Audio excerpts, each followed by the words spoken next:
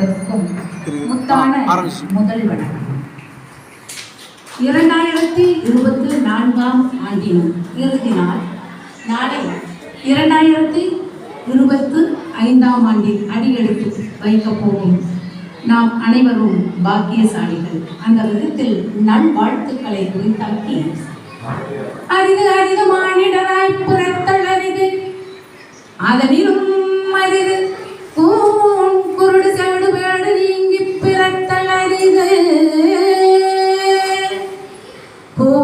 குருடு செவிடு வேடு நீங்கி பிறந்த காலையும் ஞானமும் கல்வியும் நயத்தலரிது.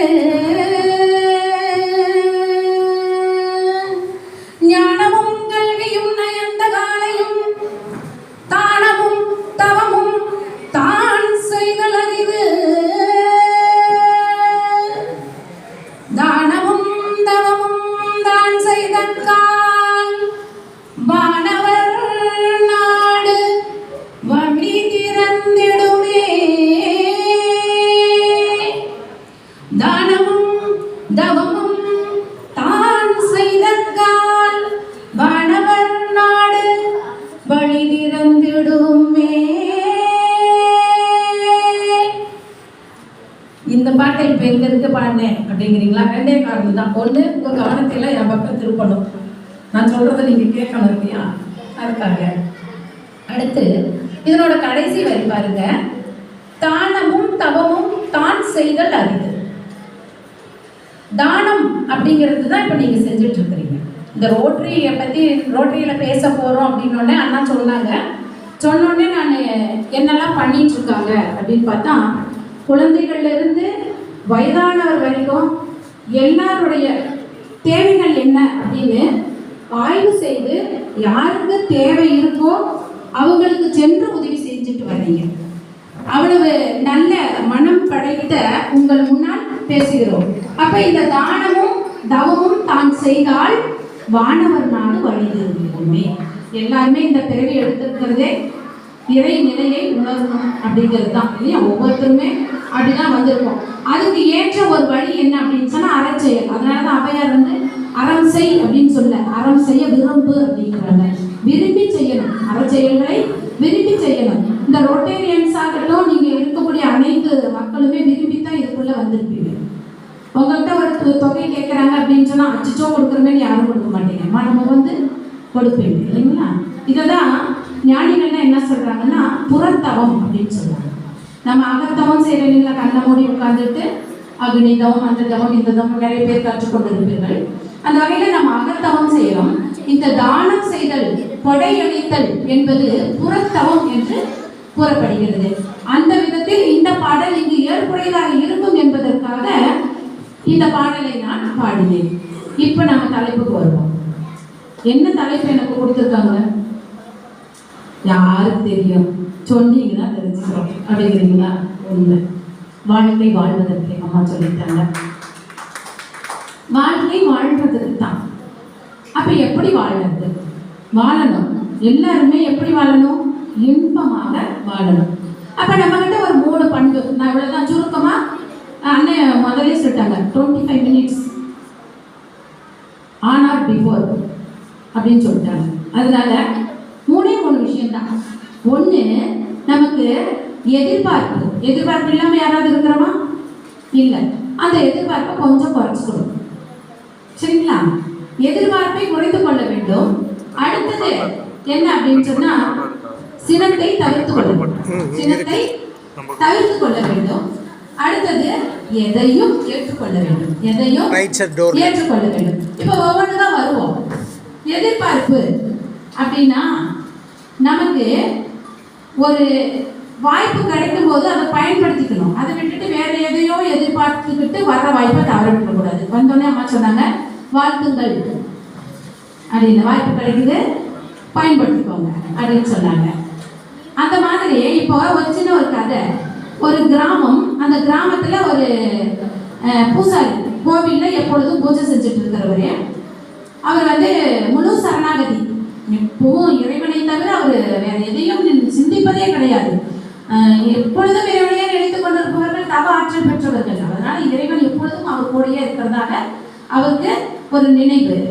அப்ப அந்த ஊருக்குள்ள திடீர்னு ஒரு மழை, பெரும் மழை வருகிறது, வெள்ளம் வருகிறது. மழை தண்ணி அப்படியே பெருக்கெடுத்து வந்துட்டே இருக்கு. எல்லாருமே பாதுகாப்பான இடத்தை நோக்கி போய்கிட்டு இருக்காங்க. அப்போ அங்க இருக்கக்கூடிய ஒரு விவசாயி அந்த பூசாரி கிட்ட போய் சொல்றாரு, ஐயா வெள்ளம் வந்துட்டு இருக்கு, நீங்க என்ன பண்ணுங்க, வெளியே வந்துருங்க, போயிடலாம் அப்படின்னு. மாட்டேன், எனக்கு இறை பக்தி அதிகம், என்னை அவன் காப்பான் அப்படின்னு சொல்லிட்டு என்ன பண்ணிட்டாரு, போல, அவர் கூட போல. அப்புறம் கொஞ்ச நேரம் ஆகுது, தண்ணி உள்ள வந்துடுச்சு, கோவிலுக்குள்ள தண்ணி வந்துடுச்சு. அப்போ ஒருத்தர் படகு எடுத்துட்டு வர்றாரு. அவர் என்ன சொல்றாரு, இந்த படகுல ஏறி போயிடலாம், பூசாரி வாங்க அப்படின்னு. இறைவன் இருக்கிறான், என்னை காப்பான், நீ போ அப்படின்றாரு. அடுத்து கொஞ்ச நேரம் ஆனோடனே ரொம்ப தண்ணி வந்துருது, போயிடுறாரு, எங்க கோபுரத்தினோட உச்சிக்கு போயிடுறாரு, வருவார் கடவுள் காப்பாற்றுவார் அப்படின்னு சொல்லிட்டு போயிடுறாரு. அப்போ ஒரு ஹெலிகாப்டர் வருது, வாங்க போயிடலாம் அப்படின்னு. இவரு கடவுள் வருவார் அப்படின்னு. அப்புறம் இறுதி என்ன ஆகும் சொல்லணுமா, நடந்துருச்சு, நடந்தா நேரம் இறைவன்கிட்ட போயிட்டாரா, கேட்கிறாரு, நான் உங்க மேல எவ்வளவு நம்பிக்கை வச்சிருந்தேன், நீ என்னை காப்பாத்துவேன்னு, உன்னையே சரணென்று இருந்தேனே, என்னை இப்படி விட்டுட்டியே அப்படின்னு. அப்ப கடவுள் என்ன கேட்டாரா, ஐயா முதல்ல ஒரு விவசாயி அனுப்புனேன், அப்பயே நீ வரல, சரி போச்சாகுது படகு அனுப்புனேன், அப்பயும் நீ வரல, ஹெலிகாப்டர் கூட அனுப்புனேன், அப்பயும் நீ வரல. அப்ப நான் கொடுத்த வாய்ப்பை எல்லாம் நீ என்ன பண்ணிட்ட, தவற விட்டுட்ட. இப்ப என்ன பண்ற, என்னையே எதிர்பார்த்து இருந்து இப்ப என்ன மேலேயே என்ன பண்ற, குறை சொல்ற. இது நம்ம எல்லாருமே பண்ணுவோம். நம்ம மேல என்ன இருக்கு அப்படின்னு சொல்லி பார்க்க மாட்டோம். அடுத்தவங்களை குறை சொல்றது தான் நமக்கு அல்வா சாப்பிட்ற மாதிரி இல்லைங்களா? அதனால அவங்க சொல்லிட்டாங்க, நம்ம எப்பயுமே எதையுமே எதிர்பார்த்து இருக்கக்கூடாது. எதிர்பார்ப்பு என்பது ஒரு ஆற்றல் மிக்க ஈர்ப்பு சக்தி. நம்ம வேண்டியதை எதிர்பார்க்கணும், வேண்டாததை தவிர்த்து விட வேண்டும். சரிங்களா? அப்போ முதல் பாயிண்ட், நம்ம எதிர்பார்ப்பை குறைத்து கொள்ள வேண்டும், வேண்டியதை மட்டும் எதிர்பார்க்க வேண்டும், வேண்டாததை தவிர்த்து விட வேண்டும். அடுத்ததாக என்ன சொன்னாங்க கேட்குறீங்களான்னு தெரியுமா? 3 பாயிண்ட் தான் சொன்னேன், ஒரு பாயிண்ட் முடிச்சாச்சு. 2வது பாயிண்ட் என்ன, சினத்தை தவிர்க்க வேண்டும். சினம் கொள்ளக்கூடாதுன்னு நான் சொல்லவே மாட்டேன். இருப்பீங்களா? முடியுமா? கோபப்படாம சொல்லுங்க பார்க்கல. யாரெல்லாம் என்ன கோபமே பார்த்தது கிடையாது, எனக்கு கோபமே வராதுங்கிறவங்களாம் கை தூக்குங்க. அப்படி அவங்க வீட்டம்மா எங்க இருக்காங்க, அவங்க பார்க்குறாங்க உங்களுக்கு வேற மாதிரி இருக்காங்க. அதனால சும்மா கை தூக்கலாம், ஆனா சினத்தை நம்மால் தடுத்து நிறுத்த முடியாது. ஏனென்றால் நமக்கு அது பதிவாக பிறவியிலேயே வந்தது. பிறந்த குழந்தை கூட சினப்படும் இல்லைங்களா? நீங்க தவறுதலா தூக்குங்க, பிடிச்சி போராண்டி வச்சிடும். அதுக்கு என்ன தெரியும், அதனோட சினத்தை அவ்வாறு தெரிவிக்காது, தயார் நிலையில் இருக்கும். அப்ப நம்ம சினத்தை தவிர்க்க வேண்டும். சினத்தை தவிர்க்கிறதுக்கு நிறைய குரல் சொல்லியிருக்காங்க இல்லைங்களா? சினமென்னும் சேர்ந்தாரை கொல்லி இனமென்னும் ஏம புனையை சுடும் இல்லைங்களா? நம்மளை மட்டும் இல்லை, இனம் நம்மை சுற்றி இருக்கக்கூடிய இனத்தையும் சுட்டுவிடும். தன்னைத்தான் காக்க சினம் காக்க காவாக்கால் தன்னையே கொல்லும் சினம் இல்லைங்களா? நம்மையே கொல்லக்கூடியதுதான் இந்த சினம். சரிங்களா? அதனால அந்த சினத்தை தவிர்த்து விட வேண்டும். நான் ஒரு சமீபமா ஒரு டிவி பார்த்துட்டு இருக்கும்போது ஒரு அந்த ஹீரோ அந்த பொண்ணுகிட்ட சொல்றான், அவங்க 2 பேரும் சும்மா ஒரு கான்வர்சேஷன் போயிட்டு இருக்கு. அப்ப அந்த பொண்ணுகிட்ட சொல்றான், உங்க அம்மா இல்ல ஆமா அவங்க இறந்துட்டாங்க, உங்க அம்மா ரொம்ப அழகா இருந்திருப்பாங்கல்ல, எப்படி அவ்வளோ கரெக்டா சொல்றீங்க அப்படின்னு. நான் தான் உங்க அப்பாவை பார்த்துருக்கேன்ல, உங்க அப்பாவை தான் பார்த்துருக்கேன்ல அப்படிங்கிறான். இதுல எத்தனை பொருள் மறைஞ்சிருக்கு. நான் உங்க அப்பா பார்த்துருக்கேன், உங்க அம்மா அழகா இருந்திருப்பாங்க, இதுல எவ்வளவு பொருள் மறைஞ்சிருக்கு. ஒண்ணுமே தெரியலையா? அவங்க அப்பா நல்லா இல்லை, அந்த பொண்ணு அழகா இருக்கா. சோ உங்க அப்பா நல்லாவே இல்லை, நீயே அழகா இருக்க. சோ உங்க அம்மா எப்படி இருந்திருப்பாங்க, அழகா இருந்திருப்பாங்க. இப்ப இந்த வார்த்தையை நம்ம கிட்ட யாராவது சொன்னா இப்படி எந்த சிந்தனையும் வரலைன்னா பிரச்சனையே இல்லை. அதுக்கு மாறா எப்படி நீ என்ன, நம்ம அப்பா மேல ரொம்ப நம்மளுக்கு எல்லாம் பற்று அதிகமா இருக்கும். பெண்கள்னாலே அப்பா மேல பற்று அதிகமா இருக்கும். எங்க அப்பா அசிங்கமா இருக்காங்கன்னு யாராவது சொன்னாங்கனால தாங்க முடியுமா? உடனே என்ன வரும்? கோபம் வந்து என்ன. அது இல்லாம நான் அழகா இருக்கேன்னு சொன்னாலும் அதுக்கும் நமக்கு கோபம் தான் வரும். நீ யாரு நான் அழகா இருக்கேன்னு சொல்றதுக்கு, இல்லையா? அந்த மாதிரி. அதே சமயத்துல அதை நகைச்சுவையா எடுத்துக்கிட்டோம் அப்படின்னு சொன்னாங்க, அந்த சினம் என்ன ஆயிடும்? நம்மை விட்டு போய்விடும். அப்ப நமக்கு நகைச்சுவை உணர்வு அப்படிங்கிறது நமக்கு வந்துருச்சுன்னு சொன்னா கோபம் வராது. ராமாயணத்துல ஒரு சின்ன கதை, கைகேயி அப்படின்னு சொன்னோம்னாலே நம்மளுக்கு என்ன வரும்? வரதா ஒண்ணுமே? எங்களெல்லாம் ஒண்ணு வராதமா, யாரும் ஓட்டுட்டு கேட்டுட்டு இருக்கீங்க அப்படிங்கிறீங்களா? கைகேயினாவே கோபம் வரும். ஏன் கோபம் வரும்? ராமனை காட்டுக்கு அனுப்பி விட்டாங்க 14 ஆண்டுகள், இல்லையா? அதனால நமக்கு கோபம் வரும். இவங்க 14 ஆண்டுகள் வனவாசத்தை முடித்து ராமர் அயோத்தி திரும்புகிறார். கூடவே அனுமன் வருகிறார். வந்தவர் தேடுகிறார். ஒரு பெண்ணை காணவில்லை. அது யாரா இருக்கு? கைகேயை காணவில்லை. பரதன் அருகில் சென்று அம்மா எங்கே என்று கேட்கிறார். பரதன் கூறுகிறான், அவர்களை பார்த்து 14 ஆண்டுகள் ஆகிறது என்கிறான். நானே எங்க அம்மாவை பார்த்து 14 வருஷம் ஆச்சு. சரி, அவங்க எங்கதான் இருக்காங்க அப்படின்னு. அதோ தெரிகிறதே, அந்த மண்டபத்தில் தனி அறையில் இருக்கிறார்கள். அவர்கள் கதவை திறப்பதே கிடையாது. நான் அப்பதான் நினைச்சேன் அந்த விஷயத்தை படிக்கும்போது, இதை பார்த்துதான் பழைய பாவல நீலாம்பரியே கொண்டாந்துருக்காங்க. ஏன்னா என்னை நிறைய பேர் நீலாம்பரியும் கூப்பிட்டுருவேங்க. அதனால 14 ஆண்டுகள் அந்த அறைக்குள்ளேயே இருந்திருக்காங்க. யாரையும் பார்க்கல. அனுமன் கேட்கிறார், நான் சென்று அவர்களை பார்க்க வேண்டும். நீ ராமருக்கு ஏற்ற சீடன், அவர் மனதில் இடம் பெற்றவன், அதனால் கூறுகிறேன், நீ சென்று முடிந்தால் சந்தித்து வா அப்படின்னு சொல்றாங்க. அவர் நேரம் அந்த அறைக்கு போறாரு. போயிட்டு கூப்பிடுறாரு. பணிப்பெண் இருப்பாங்க இல்லையா, மகாராணினாலே பணிப்பெண் இருப்பாங்க. நீ போய் அனுமன் வந்திருக்கிறேன் என்று கூறு அப்படிங்கிறாங்க. உடனே போய் அவங்களும் சொல்றாங்க, அனுமன் வந்திருக்கிறாங்க. அனுமனா? அவங்க உடனே அது வரைக்கும் எந்த அசைவும் கிடையாது, நிலைத்த பார்வை, கண்ணை கூட அசைக்காத அந்த நிலையில இருந்த அவங்க அமரச் செய்து அவனுக்கு வேண்டியதை உண்ண கொடு. அனுமன்னா யாருன்னு உங்களுக்கு தெரியும் இல்லையா? அவதார புருஷர் இல்லையா? அவர் எந்த ரூபத்தில் இருக்காருன்னு தெரியும். நம்ம எல்லாம் இதுல இருந்து தான் வந்திருக்கோம் இல்லையா?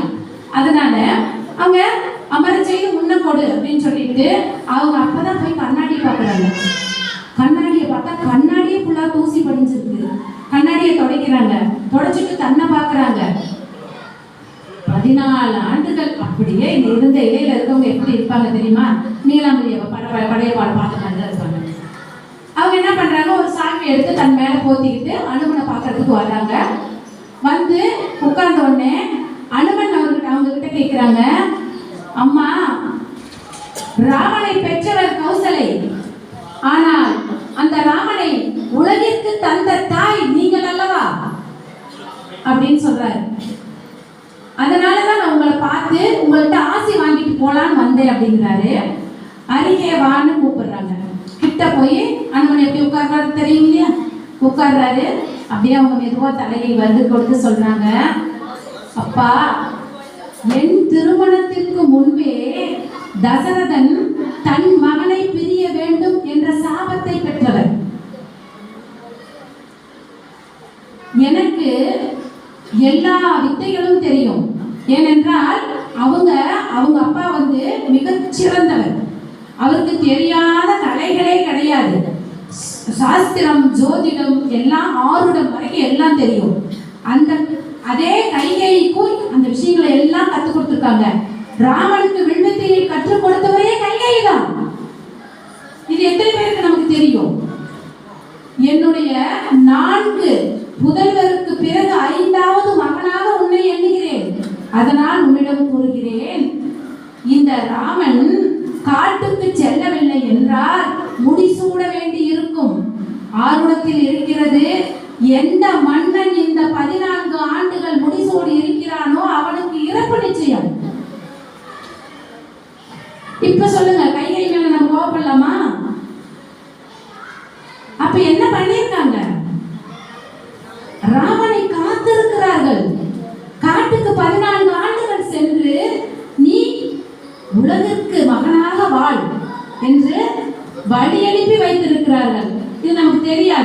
அந்த சாபம் இருக்கிறதுனால சரியா வந்து இந்த கூலி என்கின்ற மந்தாரை வந்து என்கிட்ட சொல்லவும் நான் இதை எனக்கு ஏற்றதாக பயன்படுத்தி கொண்டேன்.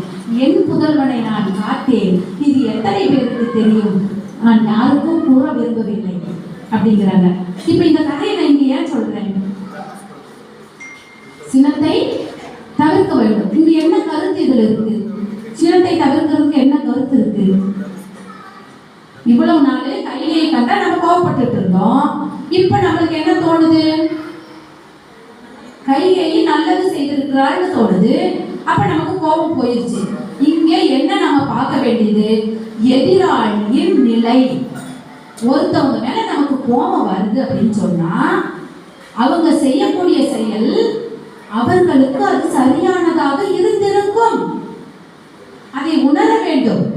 அதை உணர்ந்து நாம் அந்த நேரத்துல கொஞ்ச நேரம் பொறுமையா யோசிச்சோம்னா அங்கே சினம் என்பது தவிர்க்கப்படும். வராம இருக்காது. வந்த உடனே கொஞ்ச நேரம் என்ன பண்ணணும்? அவங்க பக்கம் ஏதாவது நியாயம் இருக்கான்னு பார்க்கணும். சரிங்களா? அப்ப நியாயம் இருக்குதா அப்படின்னு பார்த்தோம்னா தான் நமக்கு சினம் தனியும். இப்படி நம்ம வாழ்ந்துட்டோம். ஒண்ணு எதிர்பார்ப்பு இல்லாம வாழணும். சரிங்களா? அடுத்தது சினத்தை தவிர்க்கணும். அதுக்கெல்லாம் என்ன பண்ணணுங்கிறத தான் நான் இப்ப சொல்லிட்டு இருக்கேன். அதனால நாம அந்த சினத்தை தவிர்க்க பழகி கொண்டால் ஏகப்பட்ட பயிற்சிகள் இருக்குது. சரிங்களா? அந்த பயிற்சிகளை எல்லாம் நம்ம பண்ணலாம். பண்ணி நம்ம சினத்தை தவிர்த்து கொள்ளலாம். அதே சமயத்தில் சினம் ஏற்படும் பொழுது அதை அடக்க கூடாது.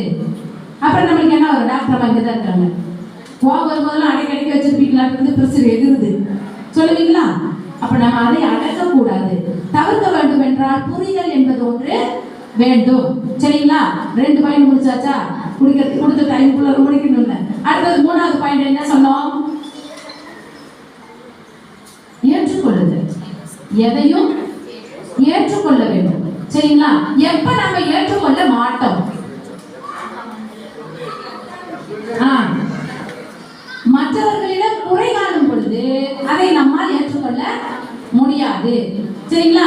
மற்றவங்களை குறை, இவன் தான் அப்படி பண்ணுனான், இவன் தான் அப்படி பண்ணுனான், நான் ஒண்ணுமே பண்ணல, இவன் தான் அப்படி பண்ணுனான். இப்ப என்னோட கையை பாருங்க, என்னோட கையை பாருங்க, என்னோட கையை எங்க வீட்டுக்காரர் நோக்கி இருக்கா, அவரை நோக்கி ஒரே ஒரு விரல் தான் இருக்கு. மிச்சம் 3 விரல் யாரை காட்டிட்டு இருக்கேன்? நான் இல்ல, நான் இல்ல, நான் இல்ல, என்ன காட்டிட்டு இருக்கு? இன்னொரு விரல் யாரை காட்டிட்டு இருக்கு? மேல காட்டி இருக்கு. சரிங்களா? குறை அவரிடம் 1 என்றால் என்னிடம் எத்தனை இருக்கிறது? 3 இருக்கிறது. நம்மிடம் உள்ள குறையை நாம் கண்டுகொண்டால் இறை நிலை நம்மை காக்கும். சரிங்களா? அதனால இன்னையில இருந்து நாம யாரையும் என்ன பண்ணக்கூடாது? குறை சொல்லக்கூடாது. குறை சொல்லாம இருந்தோம் அப்படின்னு சொன்னாலே நம்மால ஏற்றுக்கொள்ள முடியும். அதை ஏற்றுக்கொள்றதுக்கு இப்போ நிறைய நம்ம ஏற்றுக்கிட்டு தான் இருக்கோம் இல்லைங்களா? பாருங்க, சாதாரணமா முதல்ல எல்லாம் என்ன பண்ணிட்டு இருந்தோம் அப்படின்னு சொன்னா நடந்து வேலைக்கு போய் வயிற்ற நிறைச்சிக்கிட்டு இருந்தோம். இப்ப என்ன பண்ணிட்டு இருக்கோம்? வயிற்ற குறைக்கிறதுக்காக நடைப்பயிற்சி பண்ணிட்டு இருக்கோம் இல்லைங்களா? அதுவும் பண்றது இல்லையா? இது என்ன ரொம்ப கொடுமையாக இருக்கு. நிறைய பேர் என்ன ரோட்டில் இருக்கிறவங்களாம் நிறைய பேர் வாக்கிங் போறதை நான் பார்த்துருக்கேன் கோயம்புத்தூர்ல. இது ராசிபுரம் அப்படிங்களா? சரி, நாளையில இருந்து நடைப்பயிற்சி ஆரம்பிச்சிருங்க. சரிங்களா? அதே போல பாத்தீங்கன்னா முதல்ல நம்ம ட்ரெஸ் கிழிச்சு போயிடுச்சுன்னா கடைக்கு போவோம். எதுக்கு? டெய்லர் கடைக்கு ஸ்டிச் பண்ணி கொண்டு வந்து போட்டுக்குவோம். ஆனா இப்ப என்ன பண்ணிட்டு இருக்காங்கன்னு தெரியுமா? நல்ல துணியை எடுத்து கிழிச்சு போட்டுட்டு இருக்காங்க. போய் பாருங்க, மாடர்ன் ட்ரெஸ் எல்லாம் அங்கங்க ஓட்டையா இருக்கு. என்னடா இது அப்படின்னா மாடர்ன். என்ன சொல்றாங்க? மாடர்ன் அப்படின்னு சொல்றாங்க. அப்போ நம்ம இதை ஏத்துக்கிட்டு தானே. முன்னாடியெல்லாம் ஏத்துக்குவாங்களா? நம்ம அப்பா அம்மா ஏத்துக்குவாங்களா? இதை ஏத்துக்கிறதுக்கு எங்க அம்மாவை பத்தி ஒரு கதை சொல்லணும். என்ன தெரியுங்களா? இது இப்ப இல்ல, 1962 நடந்த கதை. எங்க அம்மாவை கல்யாணம் பண்ணி எங்க அப்பா கூட்டிட்டு போயிருக்காங்க. கரிச்சிபாளையம் அப்படின்ற ஒரு கிராமத்துக்கு கூட்டிட்டு போயிருக்காங்க. எங்கள் அம்மா ரொம்ப அழகாக இருப்பாங்க. அவங்களுக்கு கையடிச்ச மாதிரி பல்லெல்லாம் அடிச்சு அழகாக இருக்கும். எங்கள் அம்மா 78 வயசுல தான் இறந்தாங்க. அது வரைக்கும் அவங்களுக்கு ஒரு பல்லு கூட விடலை. நல்லா அழகாக இருப்பாங்க. இவங்க அப்பவே நல்லா மையி புருவத்துக்கு கண்ணுக்கு மேலே கீழே சரோஜா தேவி பார்த்துருக்கீங்களா? அது போல் நல்லா மேக்கப் பண்ணிட்டு போயிருக்காங்க. காட்சிமலை உள்ள என்ட்ராயிருக்காங்க. என்ட்ரானவுடனே எங்கள் அப்பா என்ன பண்ணியிருக்காரு, சைடில் நிறுத்திட்டாரு. நிறுத்திட்டு இறங்கி பக்கத்தில் ஒரு குடிசைக்கு கூட்டிகிட்டு போயிருக்காரு. கூட்டிகிட்டு போயிட்டு என்ன பண்ணியிருக்காரு, அந்த பாட்டியை கூப்பிட்டு, பாட்டி இவங்களுக்கு ஒரு சோப்பு கொடுங்க அப்படின்னு இருக்காரு. அந்த பாட்டி என்ன பண்ணியிருக்காங்க, அந்த காந்தி பாரம் வலுன்னு இருக்குமாமா, அதை எடுத்துட்டு வந்து கொடுத்துருக்காங்க. எங்கள் அம்மா என்ன பண்ணியிருக்காங்க, அதை பூத்துக்கு எல்லாம் வச்சு நல்லா தேய்ச்சி கழுவிட்டாங்க. சரி கழுவியாச்சு, அடுத்து எல்லாமே தானே போயிடும். நெத்தியில் இருக்கிறது வந்து எல்லாமே போயிடும். நெத்திக்கு போட்டு வைக்காம ஊருக்குள்ளே போக முடியுமா? போட்டு கேட்டிருக்காங்க. பாட்டி என்ன பண்ணியிருக்காங்க, ஒரு கை தண்ணி எடுத்து அந்த அடுப்பங்கரை செவரு இருக்குது பார்த்தீங்களா, அதில் சொய்யல் வீசியிருக்காங்க. வீசிட்டு என்ன பண்ணியிருக்காங்க, வச்சு ஒரு கை தேய்ச்சி கொண்டு வந்து நொச்சுன்னு நெத்தியில் வச்சு விட்டாங்க. அந்த நிலையில ஏற்றுக்க முடியுமா நம்மளால? கழுவுறதே நம்மளால ஏற்க முடியாது. இப்போ இருக்கிற ஆளுங்க என்ன விசுவாசி இல்லையா? இல்லையா? நம்ம பிள்ளைங்க கேட்குமா இல்லையா? சோப்பா அப்படிங்க, அதுலயும் காந்திகார் சோப்பா, அதை வச்சு கழுவுறதா அப்படின்றோம் இல்லைங்களா? அப்படி ஏற்றுக்கொண்டதன் காரணமாகத்தான் பல ஆண்டுகள், 50க்கும் மேற்பட்ட ஆண்டுகள் இணைபிரியா தம்பதியினராக, மனமொத்த தம்பதியினராக வாழ்ந்து எங்கள் நால்வரையும் நல்லா படிக்க வச்சாங்க. நாங்கள் நிறைய பேருக்கு தெரியும், நாங்கள் எல்லாருமே ஒரு நல்ல நிலையில தான் இருக்கோம். அப்போ அந்த ஏற்றுக்கொள்ளும் மனப்பான்மை இருந்ததுன்னா டைவர்ஸ் ஒன்று வருமா? வரவே வராது. அப்ப நிலையில இருந்தா நம்ம என்ன பண்ணலாம்? கண்டிப்பா மற்றவங்களை குறை சொல்றதை விட்டுட்டு நாம என்ன பண்ணிக்கலாம், நம்ம ஒவ்வொன்றையும் ஏற்றுக்கொள்ள வேண்டும். சரிங்களா? வாழ்க்கை என்பது வாழ்வதற்குத்தான். வாழ்க்கை என்றால் 1000 இருக்கும், வாசல் தோறும் வேதனை இருக்கும், வந்த துன்பம் எது என்றாலும் வாடி நின்றால் ஓடுவதில்லை, வாடி நின்றால் ஓடுவதில்லை, எதையும் தாங்கும் இதயம் இருந்தால் இறுதி வரைக்கும் அமைதி நிலவும். மயக்கமா கலக்கமா மனதிலே குழப்பமா, வாழ்க்கையில் நடுக்கமா, உனக்கும் கீழே உள்ளவர் கோடி, நினைத்து பார்த்து நிம்மதி நாடு. யார் பாட்டுங்க? கண்ணதாசன் பாட்டு. சரிங்களா? நம்ம வாழ்க்கையை சிறப்பா வாழணும் அப்படின்னு சொன்னா நமக்கு கீழே விடுறவங்க கோடி பேர் இருக்கார்கள், அதை விட நம்ம உயர்ந்த நிலையில தான் இருக்கோம் அப்படின்னுட்டு நமக்கு இருக்கக்கூடிய இந்த குறைகாணும் மனப்பான்மை, சினம், எதிர்பார்ப்பு இவற்றையெல்லாம் தவிர்த்து எதையும் ஏற்றுக்கொண்டு வளமாக நலமாக வாழ முடியும் என்று கூறி நல்ல வாய்ப்பிற்கு நன்றி கூறி அமைகிறது. நன்றி, வணக்கம்.